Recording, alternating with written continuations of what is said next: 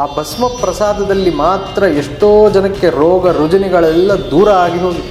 ಆ ಲಕ್ಷ ಕುಂಕುಮಾರ್ಚನೆಯಲ್ಲಿ ಪಡೆಯುವಂತಹ ಫಲ ಅಸಾಮಾನ್ಯವಾದಂತಹ ತತ್ವಗಳನ್ನು ನಮಗೆ ಕೊಡುವಂತಹ ಒಂದು ಶಕ್ತಿಯನ್ನು ನಾವು ನೋಡಬಹುದು. ಒಂದೊಂದು ಸಣ್ಣ ಮಗುವಿಗೂ ಸಹ 9 ವಯಸ್ಸಿನ ಒಳಗೆ ಇರುವಂತಹ ಮಗುವಿಗೂ ಸಹ ವಿಶೇಷವಾಗಿ ಷೋಡಶೋಪಚಾರ ಪೂಜೆಯನ್ನು ಮಾಡಿ ಈ ವಾಂಛಾಕಲ್ಪ ಗಣಪತಿಯನ್ನು ಆರಾಧನೆ ಮಾಡೋದ್ರಿಂದ ಏನು ದೊರೆಯುತ್ತೆ ನಮಗೆಲ್ಲ ಅಂತಂದರೆ, ಲತೆ ಅಂತಂದರೆ ಬಳ್ಳಿ ಅಂತ ಅಲ್ಲಿ ಹೆಸರಲ್ಲೇ ಹೇಳಿಬಿಟ್ಟಿದ್ದಾರೆ. ಮನುಷ್ಯರಿಗೆ ಒಂದು ಮಾತ್ರ ಆಸೆ ಇರಲ್ಲ, ಆಸೆಗೆ ಇನ್ನೊಂದು ಆಸೆ, ಆಸೆಗೆ ಇನ್ನೊಂದು ಆಸೆ. ಬಹಳ ನನ್ನ ಮನಸ್ಸಿಗೆ ಬಹಳ ಹತ್ತಿರವಾಗಿರುವಂತಹ ಒಂದು ಕಾರ್ಯಕ್ರಮ ಅಂತಂದರೆ ಅದರಲ್ಲಿ ಇದು ಒಂದು ಬಾಲಮ್ಮನವರ ಪೂಜೆ. ನವರಾತ್ರಿಯ ವಿಶೇಷ ಕಾರ್ಯಕ್ರಮದಲ್ಲಿ ಇದು 2ನೆಯ ಸಂಚಿಕೆ. ಈ ಸಂಚಿಕೆಯಲ್ಲಿ ನಾವು ಸಿದ್ದೇಶ್ವರಿ ರಾಜರಾಜೇಶ್ವರಿ ದೇವಸ್ಥಾನದಲ್ಲಿ ವಿಶೇಷವಾಗಿ ನಡೆಯುವಂತಹ ನವರಾತ್ರಿ ಕಾರ್ಯಕ್ರಮದ ಬಗ್ಗೆ ತಿಳ್ಕೊಳ್ಳೋಣ. ಯಾವ ರೀತಿ ಆಚರಣೆಯನ್ನು ಮಾಡ್ತಾರೆ, ಯಾವ ರೀತಿ ದೇವಿಯ ಆರಾಧನೆಯನ್ನು ಮಾಡ್ತಾರೆ, ಹಾಗೆ ನೀವು ಈ ಒಂದು ಕಾರ್ಯಕ್ರಮಗಳಲ್ಲಿ ಹೇಗೆ ಭಾಗವಹಿಸಬಹುದು ಅಂತ ಎಲ್ಲ ಒಂದು ವಿಶೇಷತೆಗಳನ್ನು ವಿಸ್ತಾರವಾಗಿ ನಮ್ಮ ಗುರುಗಳು ತಿಳಿಸ್ಕೊಡ್ತಾರೆ. ಗುರುಗಳೇ, ಈ ಒಂದು ವಿಚಾರವನ್ನು ವಿಸ್ತಾರವಾಗಿ ನಿಮ್ಮ ದೇವಸ್ಥಾನದಲ್ಲಿ ಯಾವ ರೀತಿ ಆಚರಣೆ ಮಾಡ್ತಾ ಇದ್ದೀರಾ ಅನ್ನೋದು 9 ದಿವಸದ ಕಾರ್ಯಕ್ರಮವನ್ನು ತಿಳಿಸ್ಕೊಡ್ಬೇಕು ಅಂತ ಕೇಳ್ಕೊತೀನಿ. ಶ್ರೀಮಾತ್ರೇ ನಮಃ. ಹ್ರೀಂ ಹ್ರೀಮಿತಿ ಪ್ರತಿದಿನಂ ಜಪತಾಂತವಾಖ್ಯಾಂ ಕಿನ್ನಾಮ ದುರ್ಲಭಮಿತಿ ತ್ರಿಪುರಾದಿವಾಸೆ ಮಾಲಾ ಕಿರೀಟಮದವಾರಣ ಮಾನನೀಯಾಂ ತಾನ್ ಸೇವತೆ ವಸುಮತೀಂ ಸ್ವಯಮೇವ ಲಕ್ಷ್ಮೀ. ನವರಾತ್ರಿಯಲ್ಲಿ ಈ ಒಂದು ನವರಾತ್ರಿ ಅಮ್ಮನವರಿಗೆ 7ನೆಯ ನವರಾತ್ರಿ. ಸಿದ್ದೇಶ್ವರಿ ರಾಜರಾಜೇಶ್ವರಿ ಸನ್ನಿಧಿಯಲ್ಲಿ 7ನೆಯ ನವರಾತ್ರಿ. ಎಲ್ಲರಿಗೂ ನವರಾತ್ರಿಯ ಒಂದು ಭಾವನೆ ಹೇಗಿರುತ್ತಪ್ಪ ಇಲ್ಲಿ ಬರೋರಿಗೆಲ್ಲರಿಗೂ ಅಂತಂದರೆ, ಒಂದು ವರ್ಷ ಆದಮೇಲೆ ತವ್ರ ಮನೆಗೆ ಬಂದಿದ್ದೀನಿ ಅನ್ನುವಂತಹ ಒಂದು ನೆಮ್ಮದಿ ಹಾಗೂ ಸುಖವನ್ನು ಕೊಡುತ್ತೆ. ಆ ಒಂದು ಅನುಭವವನ್ನು ನೀವು ಪಡಿತೀರಾ ಇಲ್ಲಿ ಬಂದವರು. ಪ್ರತಿನಿತ್ಯ ತ್ರಿಕಾಲದಲ್ಲೂ ಅಮ್ಮನವರ ಒಂದು ಪ್ರಸಾದವನ್ನು ಎಲ್ಲರೂ ಸ್ವೀಕಾರ ಮಾಡ್ಬೋದು. ಯಾಕಪ್ಪ ಇವರು ಮೊದಲೇ ಪ್ರಸಾದ ಬಗ್ಗೆ ಮಾತಾಡ್ತಾ ಇದ್ದಾರೆ, ಪೂಜೆ ಬಗ್ಗೆ ಮಾತಾಡ್ತಾ ಇಲ್ಲ ಅಂತಂದರೆ, ನವರಾತ್ರಿಯಲ್ಲಿ ಅನ್ನದಾನ ಬಹಳ ಮುಖ್ಯ. ನವರಾತ್ರಿಯಲ್ಲಿ ಅಮ್ಮನವರ ಪ್ರಸಾದ ಸಿಗುವಂತಹದ್ದು ಬಹಳ ಮುಖ್ಯ. ನವರಾತ್ರಿಯಲ್ಲಿ ಅಮ್ಮನವರ ಪ್ರಸಾದ ಸೇವನೆ ಒಂದು ಶಕ್ತಿಯನ್ನು ಹೊಂದಿರುತ್ತೆ. ಎಷ್ಟೋ ಜನಕ್ಕೆ ಶರೀರದಲ್ಲಿರುವಂತಹ ತೊಂದರೆಗಳನ್ನು ದೂರ ಮಾಡುತ್ತೆ. ಎಷ್ಟೋ ಜನಗಳಿಗೆ ಶಾರೀರಿಕ ಅಭಿವೃದ್ಧಿಯನ್ನು ಕೊಡುತ್ತೆ. ಒಂದು ಅಣು ಪ್ರಸಾದವು ನಮಗೆ ಬಹಳ ಚೈತನ್ಯವನ್ನು ಕೊಡುವಂತಹ ಒಂದು ಸ್ಥಿತಿಯಾಗಿರುತ್ತೆ. ತ್ರಿಕಾಲವು ಇಲ್ಲಿ ನವರಾತ್ರಿಯ ಒಂದು ದಿನಗಳಲ್ಲಿ, ಈ ನವರಾತ್ರಿ 25 ನವರಾತ್ರಿ 2025 ನವರಾತ್ರಿಗಳಲ್ಲಿ 12 ದಿನಗಳು ನವರಾತ್ರಿಯ ಆಚರಣೆ ಆಗುತ್ತೆ. ಯಾಕೆ ನವರಾತ್ರಿಗಳ 12 ದಿನ ಆಚರಣೆ ಆಗುತ್ತೆ ಅಂತಂದರೆ, ಈ ಬಾರಿ ಪಂಚಮಿ ತಿಥಿ 2 ದಿನ ಬಂದಿರೋದ್ರಿಂದ 2 ಒಂದು ಆಚರಣೆ ಬರುತ್ತೆ, ಇನ್ನೊಂದು ದಿನ ಹೆಚ್ಚು ಬರುತ್ತೆ. ಹಾಗೂ ಸಪ್ತಮಿ ತಿಥಿಯೂ ಸಹ ನಮ್ಮ ಸರಸ್ವತಿ ಪೂಜೆಗೆ ಮೂಲಾ ನಕ್ಷತ್ರ ಹಾಗೂ ಸಪ್ತಮಿ 2 ಒಟ್ಟಿಗೆ ಬರಬೇಕು. ಆ ತಿಥಿಯು ಸ್ವಲ್ಪ ಮುಂದೆ ಹೋಗಿರೋದ್ರಿಂದ ಆ ಇನ್ನೊಂದು ದಿನ ಎಕ್ಸ್ಟ್ರಾ ಸೇರುತ್ತೆ. ಅಮಾವಾಸ್ಯೆಯಿಂದ ವಿಜಯದಶಮಿವರೆಗೂ 2025 ಸೆಪ್ಟೆಂಬರ್ 21ರಿಂದ ಅಕ್ಟೋಬರ್ 2ರ ದಿನದಂದು ವಿಜಯದಶಮಿಯ ಕಾರ್ಯಕ್ರಮದವರೆಗೂ ನವರಾತ್ರಿಗಳು ಈ ಬಾರಿ 12 ದಿನಗಳ ಕಾಲ ನಡೆಯುವಂತಹ, ವಿಜೃಂಭಣೆಯಿಂದ ನಡೆಯುವಂತಹ ಒಂದು ವಿಶೇಷವಾಗಿರುವಂತಹ ಒಂದು ಚೈತನ್ಯ ಶಕ್ತಿ ಅಂತ. ಎಲ್ಲರೂ ಈ ನವರಾತ್ರಿಗಳಲ್ಲಿ ಭಾಗವಹಿಸಬೇಕು ಅಂತ.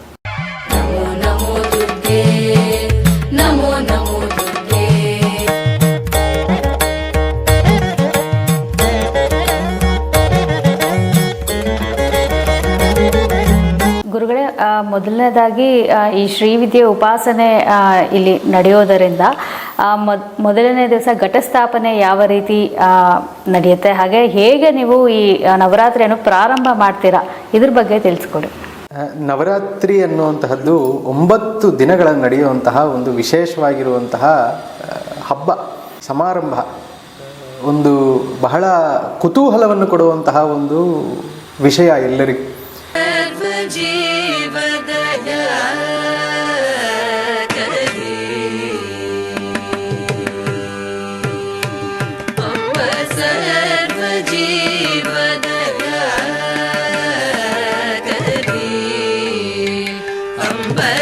सर्व जीवदया करे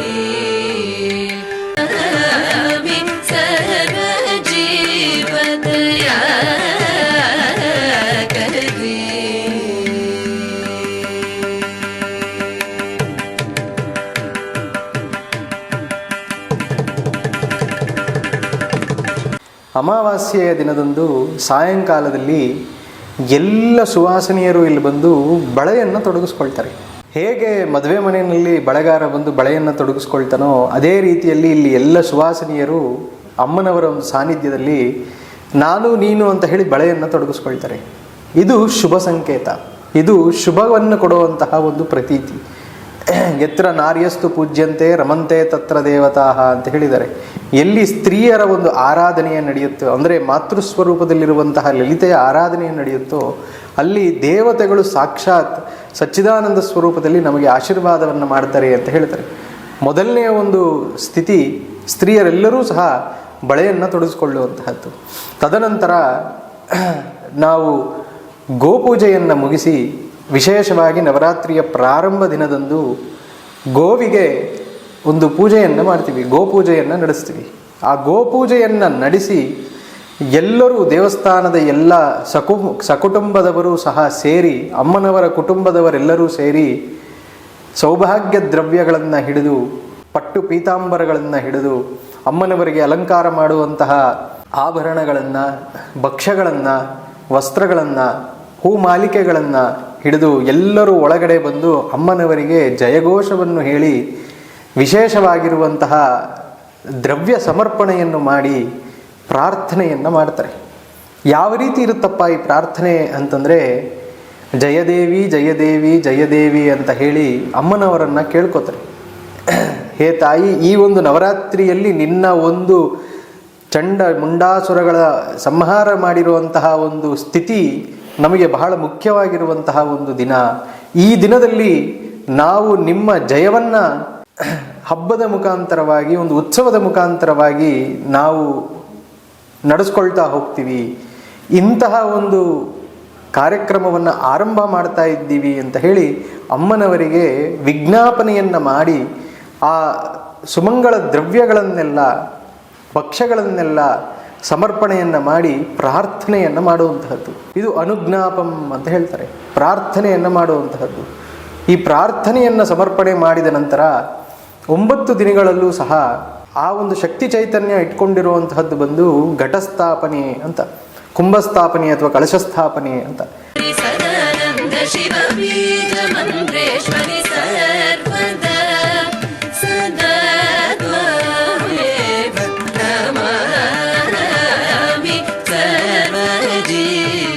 ಅಲಂಕೃತ ಮಂಟಪ, ಆ ಅಲಂಕೃತ ಮಂಟಪದಲ್ಲಿ ಒಂದು ವಿಶೇಷವಾಗಿರುವಂತಹ ಘಟವನ್ನು ಸ್ಥಾಪನೆಯನ್ನು ಮಾಡಿ, ಆ ಘಟಸ್ಥಾಪನ ಮಾಡುವಂತಹ ಒಂದು ವಿಷಯವನ್ನು ಎಲ್ಲರೂ ನೋಡುವಂತಹ ಒಂದು ಶಕ್ತಿ ಯಾವುದು.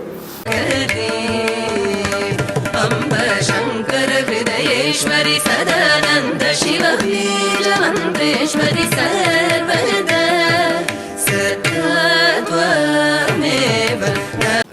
ಆ ಘಟಸ್ಥಾಪನೆಯನ್ನು ಮಾಡಿ ಎಲ್ಲ ಸುವಾಸನೆಯರು ಸೇರಿ ಅಮ್ಮನವರಿಗೆ ಶಾಶ್ವತವಾಗಿ ದೀಪ ಜ್ಯೋತಿಯಲ್ಲಿ ನೆಲೆಸಿರುವಂತಹ ದೀಪ ದುರ್ಗಾದೇವಿಯ ಆಶೀರ್ವಾದವನ್ನು ಪಡಿಬೇಕು ಅಂತ ಹೇಳಿ ಅಖಂಡವಾಗಿ ಬೆಳೆಯುವಂತಹ ಅಖಂಡ ದೀಪವನ್ನು ಪ್ರಜ್ವಲನೆಯನ್ನು ಮಾಡ್ತಾರೆ. ಈ ಅಖಂಡ ದೀಪ ಪ್ರಜ್ವಲನೆ ಆದ ನಂತರ ಮಂಗಳವಾದ್ಯಗಳಿಂದ ಅಮ್ಮನವರಿಗೆ ಮಹಾನೀರಾಂಜನವನ್ನು ಮಾಡ್ತೀವಿ. ಈ ಮಹಾನೀರಾಂಜನವನ್ನು ಮಾಡೋಕ್ಕಿಂತ ಮುಂಚೆ ನಾನು ಈಗಾಗಲೇ 2ನೇ ಸಂಚಿಕೆಯಲ್ಲಿ ಮಾತಾಡಿದಾಗೆ ಅನ್ನದಾನ ಬಹಳ ವಿಶೇಷ. ಅವತ್ತು ಅನ್ನಪೂರ್ಣೇಶ್ವರಿಯ ಒಂದು ವಿಶೇಷವಾಗಿರುವಂತಹ ದಿನಸಿ ಧಾನ್ಯಗಳಿಗೆ, ತರಕಾರಿಗಳಿಗೆ, ಹೂವು ಹಣ್ಣುಗಳಿಗೆ ವಿಶೇಷವಾಗಿರುವಂತಹ ಪೂಜೆಯು ನಡೆಯುತ್ತೆ. ಅವತ್ತಿಂದ ಪ್ರಾರಂಭ ಆಗುತ್ತೆ ಅನ್ನದಾನ. ಅಮಾವಾಸ್ಯೆಯಿಂದ ಅನ್ನದಾನದ ಒಂದು ಪ್ರಾರಂಭದ ಸಂಕೇತವಾಗಿ ಅನ್ನಪೂರ್ಣೇಶ್ವರಿಯ ಒಂದು ಆರಾಧನೆ ಹಾಗೂ ನಮ್ಮ ಮಡಪಳ್ಳಿ ಅಂತ ಏನು ಹೇಳ್ತೀವಿ, ಅಡುಗೆ ಮಾಡುವಂತಹ ಒಂದು ಜಾಗ ಅಥವಾ ನೈವೇದ್ಯ ಮಾಡುವಂತಹ ಜಾಗ ಏನಿದೆಯೋ ಅಲ್ಲೆಲ್ಲ ಒಂದು ವಿಶೇಷವಾಗಿರುವಂತಹ ಪೂಜೆಯನ್ನು ಸಲ್ಲಿಸುತ್ತೇವೆ. ಇದೆಲ್ಲವೂ ನಡೆದ ನಂತರ ಮಹಾಸಂಕಲ್ಪ ಆಗುತ್ತೆ. ಈ 9 ದಿನಗಳಲ್ಲಿ ನಾವು ಯಾವ ಕೈಂಕರ್ಯಗಳನ್ನು ಮಾಡ್ತೀವಿ ಅಂತ ಹೇಳಿ ವಿಶೇಷವಾಗಿ ಮಹಾಸಂಕಲ್ಪವನ್ನು ಸ್ವೀಕಾರ ಮಾಡ್ತಾರೆ ಎಲ್ಲರೂ. ಮಹಾಸಂಕಲ್ಪವನ್ನು ತಗೊಂಡು ಕಂಕಣಧಾರೆಯನ್ನು ಮಾಡ್ತಾರೆ. ಅಂದು ಕಂಕಣವನ್ನು ಧಾರಿಸಿ ನಾನು ಈ ಒಂದು ನವರಾತ್ರಿಯ ವಿಶೇಷವಾಗಿರುವಂತಹ ಕ್ರಿಯೆಯನ್ನು ಮಾಡ್ತಾ ಇದ್ದೀನಿ ಅಂತ ಹೇಳಿ ಅಮ್ಮನವರಲ್ಲಿ ಸೂಚನೆಯಾಗಿ ಒಂದು ಕಂಕಣವನ್ನು ಧಾರಣೆ ಮಾಡ್ತಾರೆ. ಕಂಕಣ ಧಾರಣೆಯನ್ನು ಮಾಡಿ ಸುವಾಸಿನಿ ಪೂಜೆಯನ್ನು ಮುಗಿಸಿ ಅಮ್ಮನವರಿಗೆ ವಿಶೇಷವಾಗಿರುವಂತಹ ಮಂಗಳಾರತಿ ನೀರಾಂಜನವನ್ನು ಸಲ್ಲಿಸಿ ಆ ಮೊದಲನೇ ದಿನದ ಘಟಸ್ಥಾಪನಾದಿ ಕಾರ್ಯಕ್ರಮಗಳನ್ನು ನೋಡಬಹುದು. ಎಲ್ಲರೂ ಈ ಒಂದು ಕಾರ್ಯಕ್ರಮಗಳಲ್ಲಿ ಭಾಗಿಯಾಗಿ ನಿಮ್ಮ ನಿಮ್ಮ ಚೈತನ್ಯಾನುಸಾರೇಣ ಸೇವೆಯನ್ನು ಮಾಡುವಂತಹದ್ದು ಬಹಳ ಉತ್ತಮ ಅಂತ. ಗುರುಗಳೇ, ನಿಮ್ಮ ದೇವಸ್ಥಾನದಲ್ಲಿ ನಡೆಯುವಂತಹ ಎಲ್ಲ ಕಾರ್ಯಕ್ರಮಗಳನ್ನು ತುಂಬ ಸೊಗಸಾಗಿ ತಿಳಿಸ್ಕೊಟ್ಟಿದ್ದೀರಾ ಇಲ್ಲಿವರೆಗೂ. ಎಲ್ಲ ಕಾರ್ಯಕ್ರಮಗಳಲ್ಲೂ ನಾವು ನೋಡುವ ಹಾಗೆ ವಿಶೇಷವಾಗಿ ಗಣಪತಿಯ ಆರಾಧನೆಯನ್ನು ಮಾಡ್ತಾರೆ ಎಲ್ಲರೂ. ಹಾಗೆ ಇಲ್ಲಿ ಶ್ರೀವಿದ್ಯಾ ಗಣಪತಿಯ ಆರಾಧನೆ ಯಾವ ರೀತಿ ಆಗುತ್ತೆ ಅಂತ ತಿಳಿಸ್ಕೊಡ್ಬೇಕು. ಶ್ರೀವಿದ್ಯಾ ಗಣಪತಿ ಎನ್ನುವಂತಹದ್ದು ಅಥವಾ ಗಣಪತಿ ಎನ್ನುವಂತಹ ಒಂದು ಆರಾಧನೆ ಎಲ್ಲ ಕಾರ್ಯಕ್ರಮಗಳಲ್ಲೂ ಬಹಳ ಮುಖ್ಯ. ಪ್ರಥಮಂ ವಕ್ರತುಂಡಂಚ ಅಂತ ಹೇಳಿದ್ದಾರೆ. ಪ್ರಥಮಂ ವಕ್ರತುಂಡಂಚ ಅಂತಂದರೆ ಮೊದಲನೆಯದಾಗಿ ಗಣಪತಿಯ ಒಂದು ಸ್ಮರಣೆಯೇ ಬಹಳ ವಿಶೇಷ ಅಂತ. ಆ ಪ್ರಥಮಂ ವಕ್ರತುಂಡಂಚ ಅನ್ನುವಂತಹ ರೀತಿಯಲ್ಲಿ ಎಲ್ಲ ವಿಘ್ನಗಳನ್ನು ದೂರ ಮಾಡುವಂತಹ ಒಂದು ವಿನಾಯಕನ ಒಂದು ಆರಾಧನೆ ಹೇಗಪ್ಪ ನಡೆಯುತ್ತೆ ಅಂತಂದರೆ, ಪ್ರಥಮ ಅಂದರೆ ನಾವು ನವರಾತ್ರಿಯ ಮೊದಲನೇ ದಿನದಂದು ಬೆಳಗ್ಗೆ 6 ಗಂಟೆಗೆ ಇಲ್ಲಿ ನವರಾತ್ರಿಯ ಒಂದು ವಿಶೇಷವಾದಂತಹ ಶ್ರೀವಿದ್ಯಾ ಗಣಪತಿ ಅಥವಾ ವಾಂಚಾಕಲ್ಪ ಗಣಪತಿ ಅನ್ನುವಂತಹ ಒಂದು ಗಣಪತಿಯ ಆರಾಧನೆ ಆಗುತ್ತೆ. 8 ಜನರು ನಾವು ಕುಳಿತುಕೊಂಡು ಗಣಪತಿಗೆ ದೂರ್ವದಲ್ಲಿ ಅಂದರೆ ಗರಿಕೆಯಲ್ಲಿ ಅರ್ಚನೆಯನ್ನು ಮಾಡ್ತೀವಿ. ವಾಂಚಾಕಲ್ಪ ಗಣಪತಿ ಅನ್ನುವಂತಹ ಒಂದು ಮಹಾಗಣಪತಿಯ ಒಂದು ಮಂತ್ರ ಅನುಷ್ಠಾನವನ್ನು ಇಟ್ಕೊಂಡು ಆ ಗಣಪತಿಗೆ 4 ಆವರಣಗಳು ಇರುತ್ತೆ. ಆ 4 ಆವರಣಗಳಲ್ಲಿ 4 ನೈವೇದ್ಯಗಳನ್ನು ವಿಶೇಷವಾಗಿ ಮಾಡಿ, ಕಡುಬು, ಬಾಳೆಹಣ್ಣು, ಪಂಚಕಜ್ಜಾಯ, ದಾಳಿಂಬೆ. ಯಾಕೆ ದಾಳಿಂಬೆ ಅಂತಂದರೆ ಬೀಜಾಪೂರ ಗದೇಕ್ಷು ಕಾರ್ಮುಕರುಜ ಅಂತ ಹೇಳ್ತಾರೆ. ಗಣಪತಿಯ ಕೈಯಲ್ಲಿ ದಾಳಿಂಬೆ ಇರಲೇಬೇಕು ಅಂತ ಧ್ಯಾನ ಶ್ಲೋಕದಲ್ಲೇ ಇದೆ. ಮಹಾಗಣಪತಿಗೆ ದಾಳಿಂಬೆ ನೈವೇದ್ಯ ಬಹಳ ವಿಶೇಷ. ಬೀಜಾಪೂರ ಗದೇಕ್ಷು ಕಾರ್ಮುಕರುಜ, ಬೀಜಾಪೂರಕ ಅಂತಂದರೆ ಸಣ್ಣ ಸಣ್ಣ ಬೀಜಗಳನ್ನು ಹೊಂದಿರುವಂತಹ ದಾಳಿಂಬೆ ಹಣ್ಣಿನ ಒಂದು ನೈವೇದ್ಯ ನಡೆಯುತ್ತೆ. ಆ 4 ಆವರಣಗಳ ಒಂದು ನೈವೇದ್ಯವನ್ನು ಮಾಡಿ ಮಹಾಗಣಪತಿಗೆ ವಿಶೇಷವಾಗಿರುವಂತಹ ಧೂಪ ದೀಪ ನೈವೇದ್ಯಗಳನ್ನು ಸಲ್ಲಿಸ್ತಾರೆ. ಇದು ಮಹಾಗಣಪತಿಯ ಪ್ರಾರಂಭದ, ನವರಾತ್ರಿಯ ಪ್ರಾರಂಭದ ಒಂದು ಮೊದಲ ಕೈಂಕರ್ಯ ಅಂತಂದರೆ ಗಣಪತಿಯ ಒಂದು ಆರಾಧನೆ, ಗಣಪತಿಯ ಒಂದು ಆಶೀರ್ವಾದ. ಬೆಳಗ್ಗೆ 6 ಗಂಟೆಯಿಂದ 8 ಗಂಟೆಯೊಳಗೆ ನಡೆಯುವಂತಹ ಈ ಮಹಾಗಣಪತಿಯ ಆರಾಧನೆ ಸದಾಕಾಲ ಸೂರ್ಯ ಉದಯಕ್ಕೆ ಮುಂಚೆ ಹೇಳಿದ್ದಾರೆ. ಸೂರ್ಯೋದಯಕ್ಕೆ ಮುಂಚೆ ಮಹಾಗಣಪತಿಯ ಆರಾಧನೆ ಮುಖ್ಯ. ಆದ್ದರಿಂದ ಮೂಲಾಧಾರ ಚಕ್ರದಿಂದ ಹಿಡಿದು ಎಲ್ಲವೂ ಅವನ ಒಂದು ಆಧಾರದಲ್ಲೇ ಇರುವಂತಹದ್ರಿಂದ ವಿಘ್ನನಾಥನಾಗಿರುವಂತಹ, ವಿಘ್ನನಾಶಕನಾಗಿರುವಂತಹ ವಿಘ್ನೇಶ್ವರನು ಗಣಪಂಕ್ತಿಯಲ್ಲಿ ಉತ್ಕೃಷ್ಟವಾದಂತಹ ಸ್ಥಾನವನ್ನು ಹೊಂದಿರುವಂತಹ ಗಣನಾಯಕನ ಒಂದು ಆರಾಧನೆಯಲ್ಲಿ ನಡೆಯುತ್ತೆ. ಈ ವಾಂಚಾಕಲ್ಪ ಗಣಪತಿಯನ್ನು ಆರಾಧನೆ ಮಾಡೋದ್ರಿಂದ ಏನು ದೊರೆಯುತ್ತೆ ನಮಗೆಲ್ಲ ಅಂತಂದರೆ, ವಾಂಛ ಅಂತಂದರೆ ಡಿಸೈರ್, ಇಚ್ಛೆಗಳು ಅಂತ. ಕಲ್ಪ ಅಂತಂದರೆ ಪಡೆಯುವಂತಹದ್ದು ಅಂತ, ಸಿದ್ಧಿ ಪಡ್ಕೊಳ್ಳುವಂತಹದ್ದು ಅಂತ. ಲತೆ ಅಂತಂದರೆ ಬಳ್ಳಿ ಅಂತ. ಅಲ್ಲಿ ಹೆಸರಲ್ಲೇ ಹೇಳಿಬಿಟ್ಟಿದ್ದಾರೆ. ಮನುಷ್ಯರಿಗೆ ಒಂದು ಮಾತ್ರ ಆಸೆ ಇರಲ್ಲ. ಆಸೆಗೆ ಇನ್ನೊಂದು ಆಸೆ, ಆಸೆಗೆ ಇನ್ನೊಂದು ಆಸೆ, ಬೇಕು ಅನ್ನೋದಕ್ಕೆ ಇನ್ನೊಂದು ಬೇಕು, ಬೇಕು ಅನ್ನೋದಕ್ಕೆ ಇನ್ನೊಂದು ಬೇಕು ಅನ್ನುವಂತಹದ್ದನ್ನು. ಅದಕ್ಕೆ ವಾಂಚಾ ಕಲ್ಪ ಲತಾ ಅಂತ. ಲತೆಯಾಗಿ ಹೋಗುವಂತಹ ಅಂದರೆ ಬಳ್ಳಿಯಾಗಿ ಹೋಗುವಂತಹ ನಮ್ಮ ಆಸೆಗಳಿಗೆ ಸಿದ್ಧಿಯನ್ನು ಕೊಡುವಂತಹ ಗಣಪತಿ ಅಂತ. ಕೇಳಿದ್ದನ್ನೆಲ್ಲ ಪ್ರಸಾದ ಮಾಡುವಂತಹ ಗಣಪತಿ ಅಂತ. ಅದರಿಂದ ವಾಂಚಾ ಕಲ್ಪ ಗಣಪತಿ ಎನ್ನುವಂತಹದಕ್ಕೆ ಬಹಳ ವಿಶೇಷವಾಗಿರುವಂತಹ ತತ್ವಾರ್ಥವಿದೆ. ಆ ವಾಂಚಾಕಲ್ಪ ಗಣಪತಿಯಲ್ಲಿ 4 ವೇದ ಮಂತ್ರಗಳು ಸೇರಿದೆ. ವಿಶೇಷವಾಗಿ ಗಣಪತಿಯ ಒಂದು ಮಂತ್ರವೂ ಸೇರಿದೆ, ಶ್ರೀವಿದ್ಯಾ ಮಂತ್ರವೂ ಸೇರಿದೆ, ಅದರಲ್ಲಿ ಗಾಯತ್ರಿ ಮಂತ್ರದ ಒಂದು ಅಂಶವೂ ಸೇರಿದೆ. ಈ ಎಲ್ಲ ಮಂತ್ರಗಳ ಒಂದು ತತ್ವಸ್ವರೂಪವೇ ವಾಂಚಾಕಲ್ಪ ಗಣಪತಿಯ ಅರ್ಚನೆ. ಯಾರ ಜೀವನಗಳಲ್ಲಿ ವಿಘ್ನಗಳು ಬಹಳಷ್ಟು ಇದ್ದು ಯಾವ ಕಾರ್ಯಗಳು ಮಾಡೋಕ್ಕೆ ಆಗದೇ ಇರುವಂತಹ ಸ್ಥಿತಿಯಲ್ಲಿದೆಯೋ, ಅಥವಾ ಜೀವನದಲ್ಲಿ ಕೊನೆಯನ್ನೇ ನೋಡ್ತಾ ಇದ್ದೀನಿ ಅನ್ನುವಂತಹ ಭಾವನೆಯನ್ನು ಹೊಂದಿರುವಂತಹವರು, ಅಥವಾ ನಾನು ಮಾಡುವಂತಹ ಕೈಂಕರ್ಯಗಳಲ್ಲಿ ಏನೋ ಲೋಪವಿದೆ, ನನಗೆ ಇನ್ನೊಂದಷ್ಟು ಶಕ್ತಿ ಬೇಕು ಅನ್ನುವಂತಹವರೆಲ್ಲರೂ ಸಹ ಈ ವಾಂಚಾಕಲ್ಪ ಗಣಪತಿಯ ದೇವಸ್ಥಾನದಲ್ಲಿ ನಡೆಯುವಂತಹ ಕೈಂಕರ್ಯದಲ್ಲಿ ಭಾಗವಹಿಸುವುದು. ವಿಶೇಷವಾಗಿರುವಂತಹ ವಾಂಚಾಕಲ್ಪ ಗಣಪತಿಯ ಆಶೀರ್ವಾದ ಬಹಳ ಮುಖ್ಯ. ಸಮಯದಲ್ಲಿ ಮಾಡ್ತೀರಾ ಗುರುಗಳೇ ಪೂಜೆ? ಬೆಳಗ್ಗೆ 6 ಗಂಟೆಯಿಂದ 8 ಗಂಟೆಗೆ ನಡೆಯುವಂತಹ ವಾಂಚಾಕಲ್ಪ ಗಣಪತಿಯ ಒಂದು ಆರಾಧನೆ ಬಹಳ ಮುಖ್ಯ. ಯಾರು ಈ ಒಂದು ಜೀವನದಲ್ಲಿ ಜುಗುಪ್ಸೆಯನ್ನು ಪಡೆದು ನನಗೆ ಜೀವನವೇ ಬೇಡ ಅನ್ನುವಂತಹ ಸ್ಥಿತಿಯಲ್ಲಿ ಇರ್ತಿರೋ ಅಂಥವರಿಗೆಲ್ಲ ಒಂದು ಉತ್ಕೃಷ್ಟ ಸ್ಥಾನವನ್ನು ಕೊಡುವಂಥದ್ದು. ಮೂಲಾಧಾರದಿಂದ ಸಹಸ್ರಾರದವರೆಗೂ ನಮ್ಮನ್ನು ಸ್ಥಿತಿಗತಿಗಳನ್ನು ಸರಿ ಮಾಡುವಂತಹದ್ದೇ ಗಣಪತಿ. ಅದರಲ್ಲೂ ಸಹ ಇಷ್ಟು ಗಣಪತಿ 32 ಗಣಪತಿಗಳಲ್ಲೂ ವಿಶೇಷವಾಗಿರುವಂತಹ ಗಣಪತಿ ಬಂದು ಶ್ರೀವಿದ್ಯಾ ಗಣಪತಿ ಅಂತ. ಆ ಶ್ರೀವಿದ್ಯಾ ಗಣಪತಿ ವಾಂಚಾಕಲ್ಪ ಗಣಪತಿ ಅನ್ನುವಂತಹದ್ದು ಬಂದು ವಿಶೇಷವಾಗಿರುವಂತಹ ಒಂದು ಆರಾಧನೆ, ಪ್ರಥಮ ದಿನದಂದು ನಡೆಯುವಂತಹ ಒಂದು ಆರಾಧನೆ.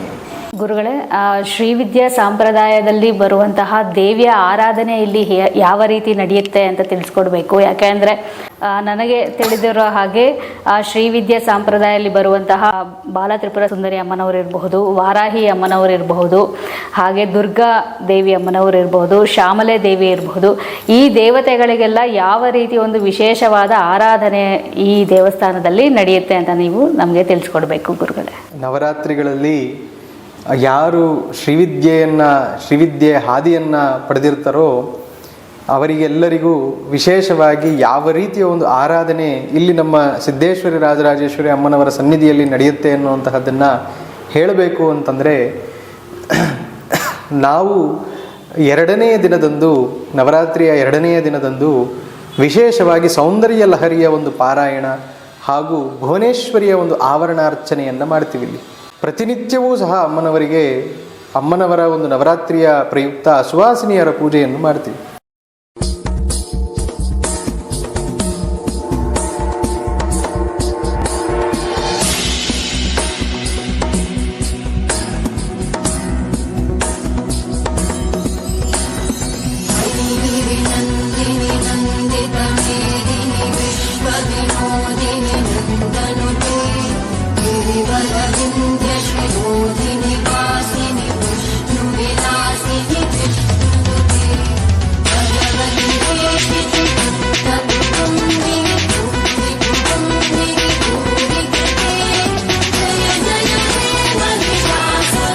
ಬಹಳ ವಿಶೇಷವಾಗಿ ನಡೆಯುವಂತಹ ಬಹಳ ದೊಡ್ಡ ಪ್ರಮುಖ ಕಾರ್ಯಕ್ರಮಗಳು ಯಾವುದಪ್ಪ ಅಂತಂದರೆ, 3ನೇ ದಿನದಂದು ಬಾಲಾ ಮಹಾತ್ರಿಪುರ ಸುಂದರಿಯ ಒಂದು ಆವರಣಾರ್ಚನೆ, ಬಾಲ ಸಹಸ್ರನಾಮಾರ್ಚನೆ, ಬಾಲ ತ್ರಿಶತಿ ಅರ್ಚನೆಯನ್ನು ಮಾಡಿ ಷೋಡಶ ಬಾಲ ಪೂಜೆ ಅಂತ ಹೇಳಿ ಬಹಳ ಪ್ರಮುಖವಾಗಿ ನಡೆಸ್ತೀವಿ. ಈ ಷೋಡಶ ಬಾಲ ಪೂಜೆ ಹೇಗಿರುತ್ತಪ್ಪ ಅಂತಂದರೆ, ಅಮ್ಮನವರಿಗೆ ಅರ್ಚನೆಯನ್ನು ಮಾಡಿದ್ದಾದ ಮೇಲೆ 16 ಸಣ್ಣ ಮಕ್ಕಳನ್ನು ಏಕಕಾಲದಲ್ಲಿ ಅವರಿಗೆ ಷೋಡಶೋಪಚಾರ ಪೂಜೆಯನ್ನು ಮಾಡ್ತೀವಿ. 16 ಸಣ್ಣ ಮಕ್ಕಳು ತಯಾರಾಗಿ ಪಟ್ಟು ವಸ್ತ್ರಗಳನ್ನು, ಪೀತಾಂಬರಗಳನ್ನು ಧರಿಸಿ ಅಲಂಕೃತರಾಗಿ ಒಳಗೆ ಬರಬೇಕಾದ್ರೆ ಆ ತಾಯಿನೇ ನಡೆದು ಬರ್ತಾ ಇದ್ದಾಳೇನೋ ಅನ್ನುವಂತಹ ಭಾವನೆ ನಮಗೆ ಸಿಗುತ್ತೆ.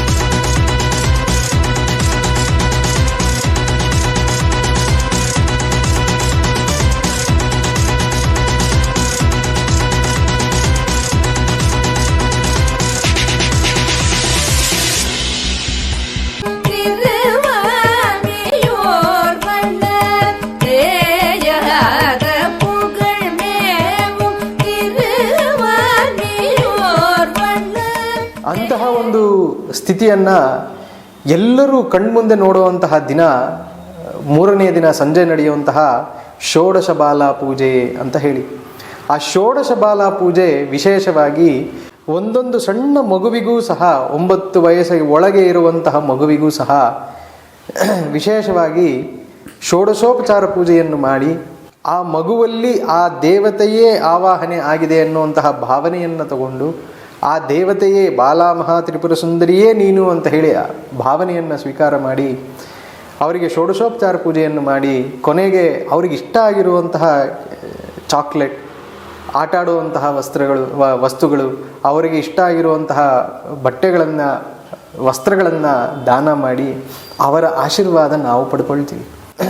ಬಹಳ ನನ್ನ ಮನಸ್ಸಿಗೆ ಬಹಳ ಹತ್ತಿರವಾಗಿರುವಂತಹ ಒಂದು ಕಾರ್ಯಕ್ರಮ ಅಂತಂದರೆ ಅದರಲ್ಲಿ ಇದು ಒಂದು ಬಾಲ ಅಮ್ಮನವರ ಪೂಜೆ.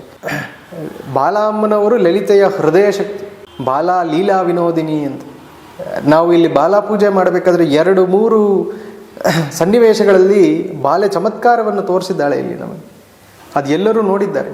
ಆ ಒಂದು ಸ್ಥಿತಿಯಲ್ಲಿ 16 ಜನ ಷೋಡಶಿ ಎನ್ನುವಂತಹ ಶಕ್ತಿಯನ್ನು ಹೊಂದಿರುವಂತಹ ತಾಯಿಗೆ ಆ ಒಂದು ಸಂಕೇತವಾಗಿ 16 ಮಂದಿಯ ಸಣ್ಣ ಸಣ್ಣ ಮಕ್ಕಳಿಗೆ ಬಾಲೆ ಪೂಜೆಯನ್ನು ನಡೆಯುತ್ತೆ. ಆ ಬಾಲ ಪೂಜೆಯನ್ನು ನೋಡುವಂತಹದ್ದೇ ಒಂದು ಬಹಳ ಮನಸ್ಸಿಗೆ ಸಂತೋಷ ಕೊಡುವಂತಹ ಒಂದು ಸನ್ನಿವೇಶ. ಬಾಲ ಪೂಜೆ ಮಾಡಿದ್ರೆ ನಾವು ನವರಾತ್ರಿ ಗೆದ್ದಿದ್ದೀವಿ ಅಂತ ಒಂದು ಧೈರ್ಯ ನಮಗೆ. ಅಷ್ಟು ಮನಸ್ಸಿಗೆ ಹತ್ತಿರವಾಗಿರುವಂತಹ ಒಂದು ಆರಾಧನೆ ಅದು. ಬಾಲ ಪೂಜೆ ಆದ ನಂತರ ವಿಶೇಷವಾಗಿ ಅಮ್ಮನವರಿಗೆ ಪಂಚಮಿಯ ದಿನದಂದು ಲಲಿತಾ ನವಾವರಣ ಹೋಮವನ್ನು ಮಾಡ್ತೀವಿ.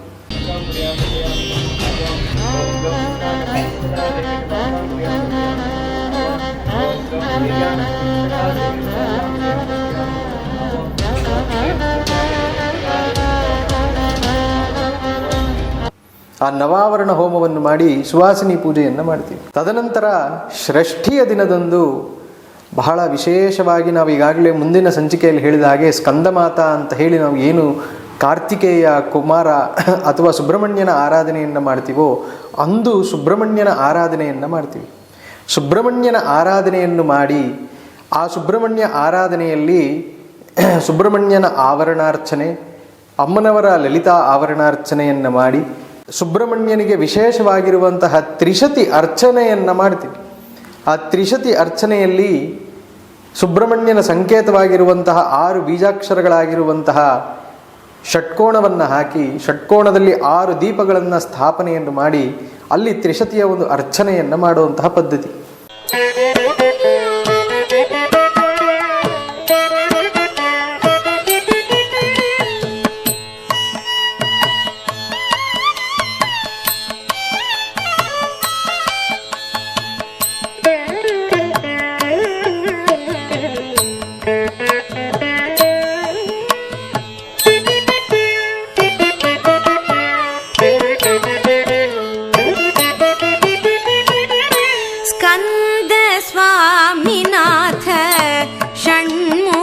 पालय सुन्दर तनु शिखिवाहना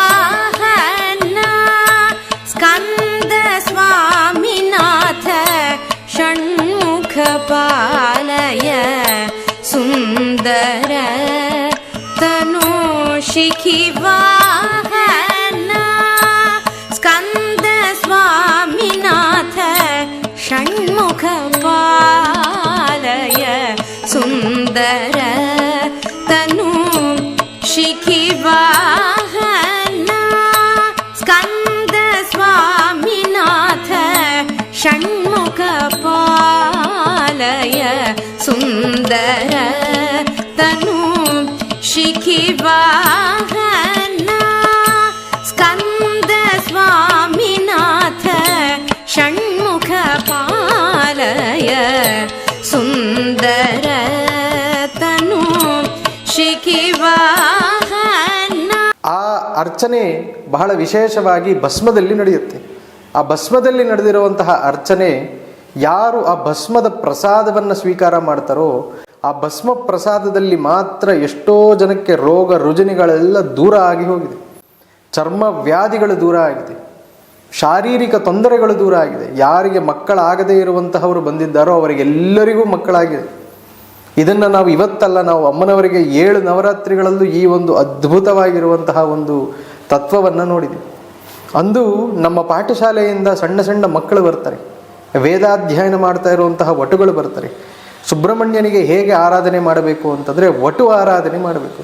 ಸುಬ್ರಹ್ಮಣ್ಯನಿಗೆ ಸಣ್ಣ ಮಕ್ಕಳಿಗೆ ಅವರು ಬಂದಾಗ ಪಾದ ಪ್ರಕ್ಷಾಳನವನ್ನು ಮಾಡಿ ಸಣ್ಣ ಮಕ್ಕಳಿಗೆ ಅವರ ಪಾದವನ್ನು ತೊಳೆದು ಅವರನ್ನು ಗೌರವದಿಂದ ಒಳಗೆ ಕರ್ಕೊಂಡ್ಬಂದು ಆಸನವನ್ನು ಕೊಟ್ಟು ಆ 30 ಜನ ಮಕ್ಕಳಿಗೂ ಸಹ ಷೋಡಶೋಪಚಾರ ಪೂಜೆಯನ್ನು ಮಾಡಿ ಅವರಲ್ಲಿ ಸುಬ್ರಹ್ಮಣ್ಯನೇ ಸ್ಥಾಪನೆಯಾಗಿದ್ದಾನೆ, ಅವರೇ ಸುಬ್ರಹ್ಮಣ್ಯ ಅನ್ನುವಂತಹ ಭಾವನೆಯನ್ನು ಹೊಂದು ಸುಬ್ರಹ್ಮಣ್ಯನ ಒಂದು ಆರಾಧನೆಯನ್ನು ಮಾಡಿ ಅವರಿಗೂ ಸಹ ಬರೆಯುವಂತಹ ಪುಸ್ತಕಗಳನ್ನು, ಪೆನ್ನು ಪೆನ್ಸಿಲ್ ಅನ್ನುವಂತಹದ್ದನ್ನೆಲ್ಲ, ಅವರಿಗೆ ಬೇಕಾಗಿರುವಂತಹ ವಸ್ತ್ರ ಆಭರಣಗಳನ್ನೆಲ್ಲ ದಾನವನ್ನು ಮಾಡಿ ಅಂದಿನ ದಿನ ಬಹಳ ವಿಶೇಷವಾಗಿ ಮನದಾಳದಲ್ಲಿ ನಾವು ಮಾಡಬೇಕಾಗಿರುವಂತಹ ಪ್ರಾರ್ಥನೆ ಜ್ಞಾನಾರ್ಜ, ಜ್ಞಾನವನ್ನು ವಿಶೇಷವಾಗಿ ನಾವು ತಗೊಳ್ಬೇಕಾಗಿರುವಂತಹ ಒಂದು ಸ್ಥಿತಿ. ಸುಬ್ರಹ್ಮಣ್ಯನ ಆರಾಧನೆಯಲ್ಲಿ ಮಾತ್ರ ನಾವು ವಿಶೇಷವಾಗಿ ಜ್ಞಾನವನ್ನು ಪಡೆಯುವುದು, ಶತ್ರುಗಳಿಂದ ದೂರ ಆಗಬಹುದು, ಭೂಮಿ ವಿಚಾರದಲ್ಲಿ ನಾವು ಜಯ ಪಡೆಯಬಹುದು. ಕಾರ್ತಿಕೇಯ ಸೇನಾಧಿಪತಿ, ಆ ಸೇನಾಧಿಪತಿಯ ಒಂದು ಆಶೀರ್ವಾದ ನಾವು ಪಡೆಯಬಹುದು. ಇದೇ ರೀತಿಯಲ್ಲಿ ಸುಬ್ರಹ್ಮಣ್ಯನ ಆರಾಧನೆ ಆದ ಮೇಲೆ ಇನ್ನು ಬಹಳ ದೊಡ್ಡ ದೊಡ್ಡ ಕೈಂಕರ್ಯಗಳು ಯಾವುದಪ್ಪ ಅಥವಾ ಸಮಾರಾಧನೆಗಳು ಯಾವುದಪ್ಪ ಅಂತಂದರೆ, ಸಪ್ತಮಿಯ ದಿನದಂದು ಬೆಳಗ್ಗೆ ಇಲ್ಲಿ ಅಮ್ಮನವರಿಗೆ ನವಾವರಣಾರ್ಚನೆ ಆಗುತ್ತೆ.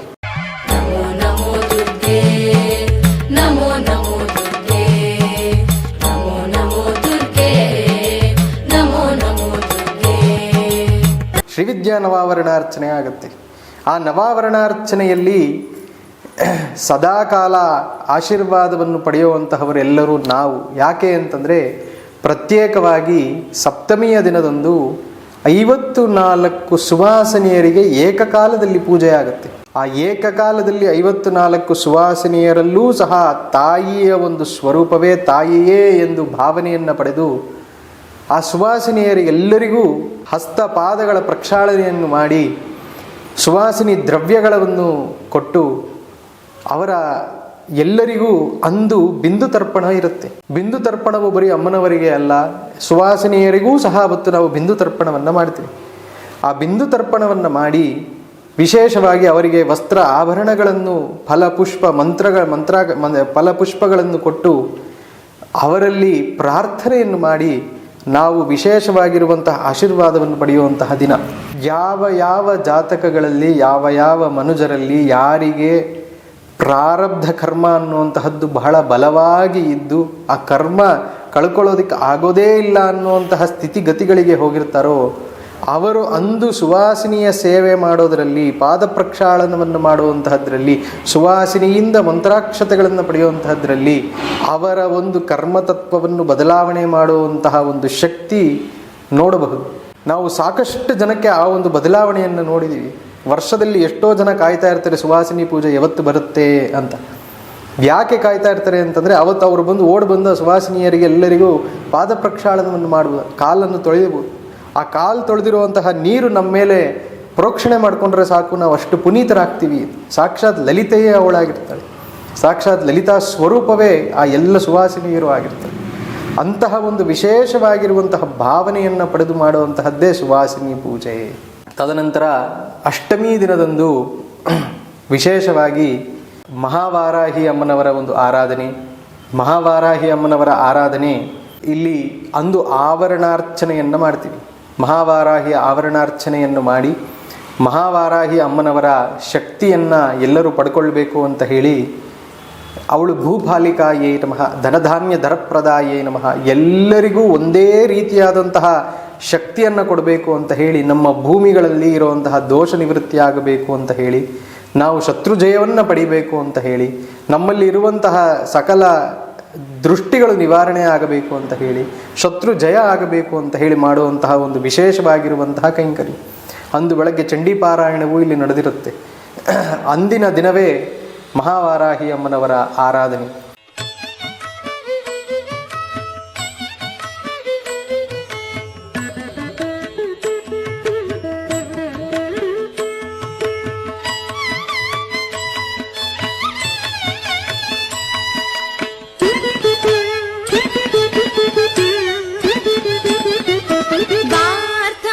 छिन्दि भिन्दि मर्दय घातय मद्रिपूवाहिनीं वाराही वार्ताळि छिन्दि भिन्दि मर्दय घातय मद्रिपूवाहिनीं वाराही वार्ताळि छिन्दि भिन्दि मर्दय घातय मद्रिपूवाहिनीं Varahi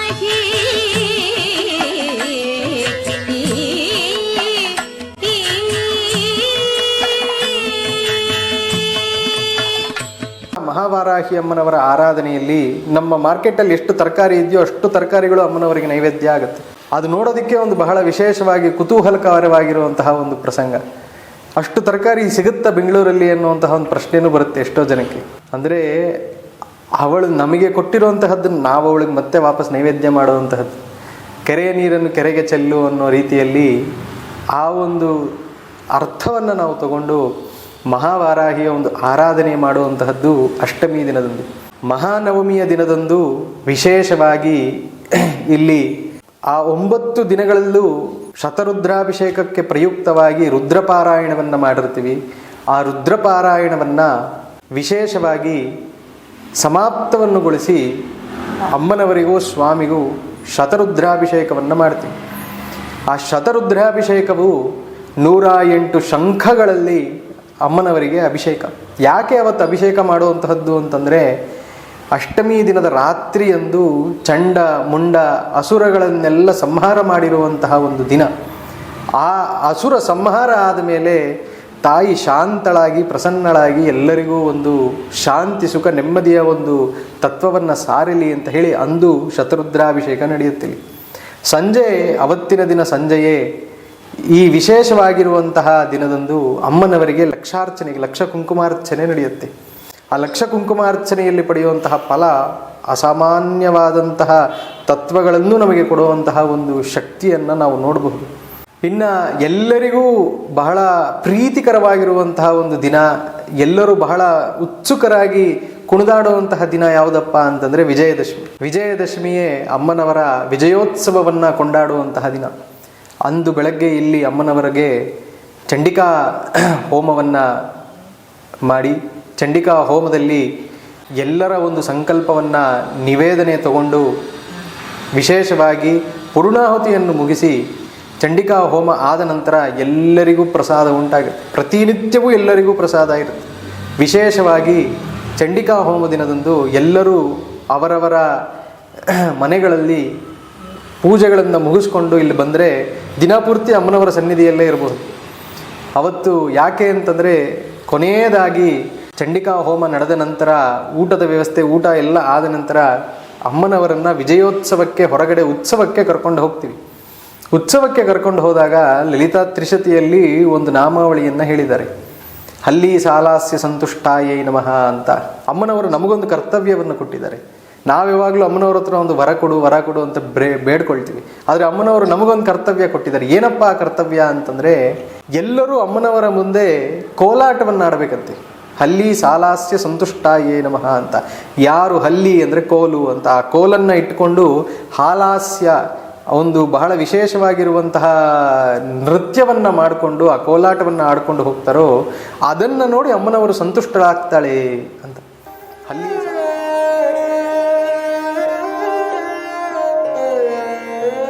Life is truly beautiful.